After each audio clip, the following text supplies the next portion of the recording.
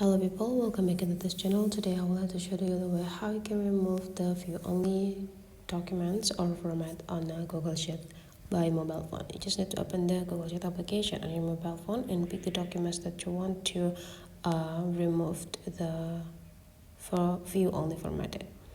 And here is the document. You will see there's information about this format. So they will be seen view only right after you open it, and click this three small dot right below the title. That will be the view only, means that this format will not gonna able to be edited by you.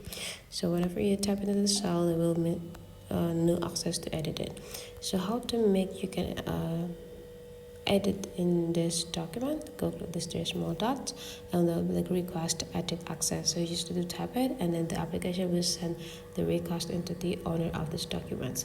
But there will be also another way how to do that. Go with this three small dot again and go click share and export and make a copy. Then the documents will be copied by the application for the whole sheets of this document. So you just need to find the sheets that you want to edit here. You see, they have access like this, and whenever you type into the cells, you will have an ability to edit it. Same. Go with this checklist button, and it's already changed inside of the cell.